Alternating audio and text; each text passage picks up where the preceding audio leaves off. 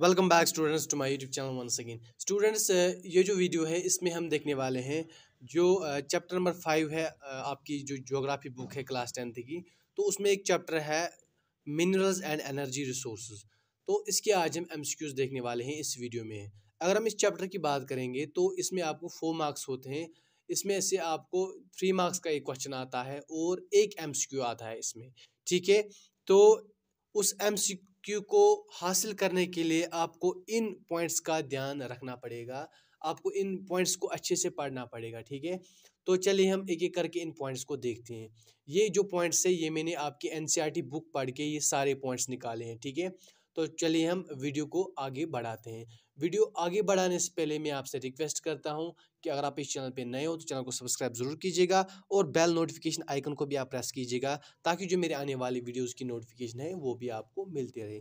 तो चलिए हम इन पॉइंट्स को एक एक करके देखते हैं। पहला पॉइंट जो है, रॉक्स और combinations of homogeneous substances called minerals. यानी जो रॉक्स होते हैं ये मिनरल्स के बने हुए होते हैं। ठीक है, कॉम्बिनेशंस ऑफ मिनरल्स। ठीक है, और अगर हम in case of homogeneous rocks की बात करेंगे, ये जो मिनरल्स होते हैं ये इवनली डिस्ट्रीब्यूटेड होते हैं इन रॉक्स में। ठीक है, इसके बाद एक और पॉइंट हम देखेंगे, tin, copper, zinc and lead are obtained from veins and lodes. ये जो मेटल्स है, टिन है, कॉपर है, जिंक है, लेड है, ये हम कहाँ से हासिल करते हैं?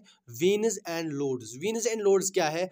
अगर हम इग्नियस एंड मेटामॉर्फिक रॉक्स की बात करते हैं तो अगर वहाँ पे मिनरल्स ज़्यादा तादाद में होंगे, उनकी ऑकरेंस ज़्यादा होंगी तो हम उस वक्त बोलेंगे लोड्स। ठीक है, उन मिनरल्स को लोड्स बोलेंगे। और अगर मिनरल्स की ऑकरेंस कम होगी इन मेटामॉर्फिक एंड इग्नियस रॉक्स तो उस वक्त हम उनको बोलेंगे वेनस। ठीक है, इन sedimentary rocks and number of minerals occur in beds और लेयर्स। और अगर हम सेडिमेंट्री की बात करेंगे तो वहाँ पे जो मिनरल्स होते हैं वो इन बेड्स और लेयर्स में होते हैं। अगर हम देखेंगे जो सेडिमेंट्री रॉक्स होते हैं वो बेड्स एंड लेयर्स के बने हुए होते हैं, तो इन्हीं लेयर्स और बेड्स में क्या होते हैं? मिनरल्स। ठीक है, gold, silver, tin and platinum are most important metals found in the minerals of alluvial deposits और placer deposits।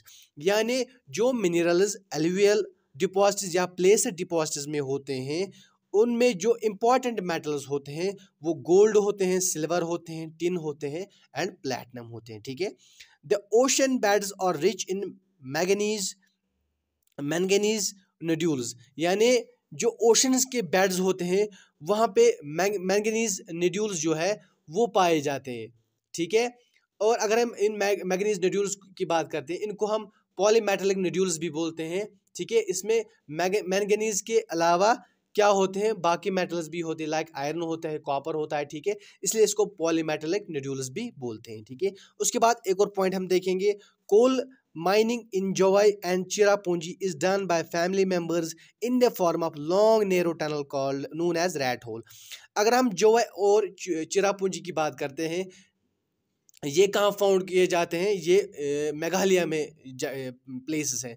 Jawai and Cherrapunji Meghalaya में है। ठीक है, वहाँ पे जो फैमिली मेम्बर्स होते हैं वो इलीगल माइनिंग करते हैं और इस इलीगल माइनिंग के लिए वो क्या बनाते हैं?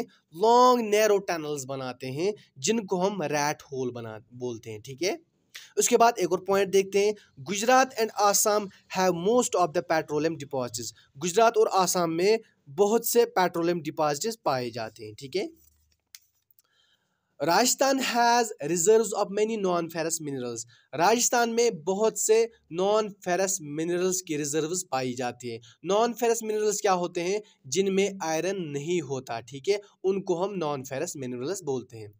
Ferrous minerals accounts for 3/4 of the total value of production of metallic minerals।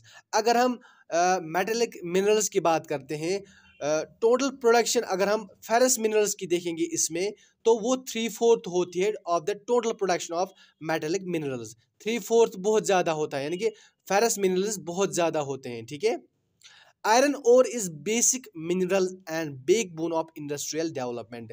Iron ore जो है इसको बेसिक मिनरल बोला जाता है और इंडस्ट्रियल डेवलपमेंट की ये बैकबोन है आयरन ओर। ठीक है, magnetite is finest iron ore with a very high content of iron up to 70%। अगर हम मैग्नेटाइट की बात करते हैं, ये आयरन ओर का फाइनेस्ट फॉर्म है, ठीक है। इसमें जो आयरन कंटेंट होता है वो अबाउट 70% होता है, बहुत ज़्यादा, ठीक है। Hematite ore is most important industrial iron ore in terms of quantity used but has lower iron content. अगर हम हेमेटाइट की बात करते हैं तो ये इंपॉर्टेंट इंडस्ट्रियल आयरन ओर है, ठीक है। अगर हम क्वांटिटी की बात, यानी कि इसको सबसे ज़्यादा इस्तेमाल किया जाता है हेमेटाइट की, लेकिन इसमें जो आयरन कंटेंट है वो मैग्नेटाइट से कम होता है। इसमें 50 to 60% ही आयरन कंटेंट होता है, ठीक है। Odisha is the leading state in production of iron ore. Iron ore की प्रोडक्शन में अगर हम देखेंगे तो ओडिशा सबसे ज़्यादा प्रोडक्शन करती है आयरन ओर की, ठीक है। In Odisha high grade hematite ore is found in Badampahar mines. अगर हम ओडिशा की बात करते हैं, वहाँ पे जो बादाम पहाड़ माइंस है उसमें हाई ग्रेड हेमेटाइट ओर पाए जाते हैं, ठीक है। बेलाडिला रेंज ऑफ हिल्स, वो छत्तीसगढ़ में है, comprises 14 deposits of super high grade hematite iron ore. अगर हम बेलादिला रेंज की बात करेंगे, ये हिल रेंजेस हैं जो कि छत्तीसगढ़ में हैं, यहाँ पे super high grade hematite iron ore की 14 डिपॉजिट्स पाई जाती है, ठीक है। इसके बाद एक और पॉइंट हम देखते हैं,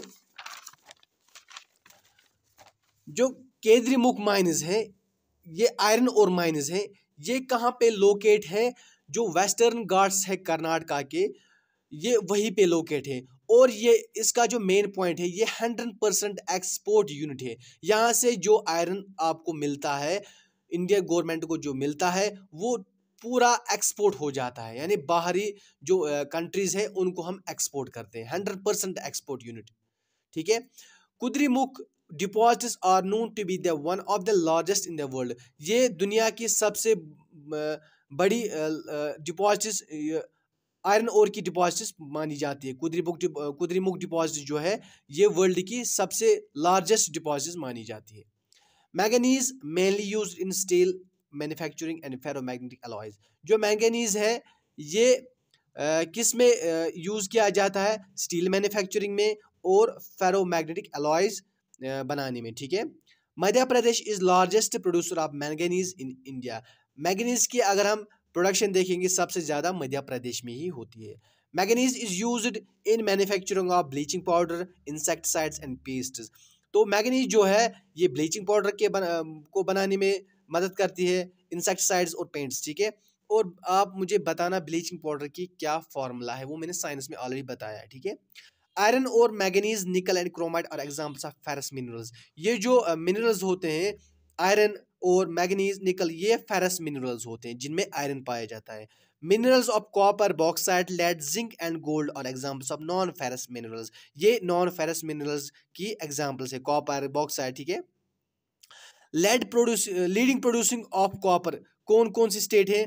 बालाघाट माइंस इन मध्य प्रदेश, यहाँ सबसे ज़्यादा कॉपर मिलता है। खेतरी माइंस इन राजस्थान, या सिंहभूम डिस्ट्रिक्ट जो कि झारखंड में है, ठीक है।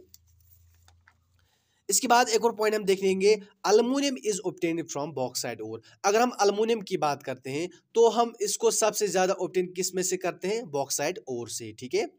Odisha was the leading bauxite producing state in India in 2016-17। अगर हम 2016-17 की बात करते हैं तो ओडिशा सबसे ज़्यादा बॉक्साइट प्रोड्यूसिंग स्टेट थी इंडिया में, ठीक है। आप बताना मुझे कमेंट में प्रेजेंटली कौन है, ठीक है।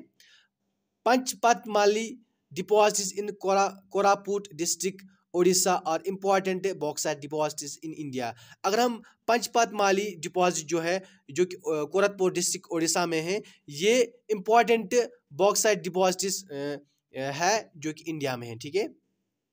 कोदरमा गाया Hazaribagh belt of Jharkhand is leading producer of mica in India. अगर हम माइका की प्रोडक्शन देखेंगे, सबसे ज़्यादा प्रोड्यूसिंग स्टेट कौन है? कोदरमा गाया हजारी बेल्ट जो है झारखंड में, ये सबसे ज़्यादा प्रोड्यूस करता है, ठीक है। Nellore mica belt of Andhra Pradesh is also important producer of mica. तो नेलोर माइका बेल्ट जो है आंध्र प्रदेश में, ये भी इम्पॉर्टेंट प्रोड्यूसर ऑफ माइका है इंडिया में, ठीक है। Firewood, cattle dung, cake, coke, coal, petroleum, natural gas, electricity, both hydel and thermal, ये कन्वेंशनल सोर्स ऑफ एनर्जी है। मैंने आपको साइंस में भी पढ़ा है। आप मुझे बताना कन्वेंशनल सोर्स ऑफ एनर्जी को क्या बोलते हैं और इसका दूसरा नाम क्या है। इसी तरह solar, wind, tidal, geothermal, biogas and atomic energy जो है ये non conventional source of energy है। आप मुझे इसका दूसरा नाम भी बताना और ये भी बताना कमेंट में ये क्या होती है non conventional source of energy. Coal is most abundant available fossil fuel in India. जो कोल है ये सबसे ज़्यादा अबंडेंट अवेलेबल फॉसिल है जो कि इंडिया में पाया जाता है। ठीक है, इसके बाद एक और पॉइंट हम देखेंगे, जो लिग्नाइट है ये लो ग्रेड कोल है, इसको लो ग्रेड कोल माना जाता है। ठीक है, ये सॉफ्ट होता है लेकिन इसमें मॉइस्चर कंटेंट बहुत ज़्यादा होता है। ठीक है, एंथ्रासाइड भी एक फॉर्म है कोल की, याद रखिएगा। इज हाईएस्ट क्वालिटी हार्ड कोल, इसकी क्वालिटी सबसे बेहतरीन मानी जाती है कोल की, हार्ड कोल होता है ये। ठीक है, Gondwana coal resources are located in Damodar valley. Gondwana coal resource जो है ये कहाँ पे पाए जाते हैं, दामोदर वैली, जो कि दामोदर वैली में छत्तीसगढ़, झारखंड, वेस्ट बंगाल ये सारे आ जाते हैं। ठीक है, Jharia, Raniganj and Bokaro are important coal fields. Coal fields अगर हम देखेंगे, कोल फील्ड्स की बात करते हैं, जारिया, रानीगंज, बोकारो ये इंपॉर्टेंट कोल फील्ड्स है इंडिया में। Mumbai high, Gujarat and Assam are major petroleum production areas in India. Mumbai high ये क्या है, ये ऑफशोर ऑयल फील्ड्स हैं जो कि मुंबई के वेस्ट साइड में पाए जाते हैं। ठीक है, या गुजरात की हम बात करेंगे या आसाम की बात करेंगे, ये मेजर पेट्रोलियम प्रोडक्शन एरियाज है इंडिया के। Assam is oldest oil producing state in India. Assam को सबसे पुरानी स्टेट मानी जाती है जो कि ऑयल प्रोड्यूसिंग स्टेट है। ठीक है, दिग्बॉय, नहर, कातिया एंड मोरान, हुगरी जन आर इम्पॉर्टेंट ऑयल फील्ड्स। ये इंपॉर्टेंट ऑयल फील्ड्स हैं। प्रीवियस पेपर्स में आगे देख लेना कि मोरन हॉरिजन आया था कि ये बताइए इसमें कौन सी फील्ड्स पाई जाती है, इसमें ऑयल फील्ड्स पाई जाती है। ठीक है, natural gas is important clean energy resource. Natural gas इसको क्लीन एनर्जी रिसोर्स बताया जाता है क्योंकि ये पोल्यूशन बहुत कम इससे हो जाता है। ठीक है, 1700 kilometre long Hazira Vijaypur Jagdishpur cross country gas pipeline links Mumbai hand basin with fertiliser power and industrial complex in western and north India. आप मैप में जो आपकी ज्योग्राफी बुक है आप उसमें से देखना कि आप इसका मैप ड्रा करना, जो ये Hazarika Vijaypur Jagdishpur cross line pipe है आप इसको देखना मैप है। ठीक है, तो ये क्या है, ये 1700 किलोमीटर पाइपलाइन है, गैस पाइपलाइन है। हजारिका गुजरात में है, विजयपुर मध्य प्रदेश में है और जगदीशपुर उत्तर प्रदेश में। इस तरह से ऊपर जाती है ये गैस पाइपलाइन। ये किस किस को कनेक्ट करती है, ये मुंबई हाई जो ऑयल फील्ड्स है और बेसिन महाराष्ट्र में ही है ऑयल फील्ड्स, ये इनको कनेक्ट करते हैं with fertiliser power and industrial complexes जो वेस्टर्न एंड नॉर्दर्न इंडिया है उनके साथ इनको लिंक करती है। ठीक है, इसके बाद एक और पॉइंट हम देखेंगे, uranium and thorium are available in Jharkhand and Aravalli range of Rajasthan. ये जो यूरेनियम एंड थोरियम है ये कहाँ अवेलेबल है, जो कि झारखंड और अरावली रेंज राजस्थान में है, वहाँ पे इनको पाया जाता है। Monazite sand of Kerala is rich in thorium. ये जो मोनोजाइट सैंड है ये किस में रिच है, थोरियम, ये रेडियो एक्टिव एलिमेंट है, इसमें थोरियम पाया जाता है। ये भी आया था आपके प्रीवियस पेपर्स में objective. Largest wind farm cluster is located in Tamil Nadu.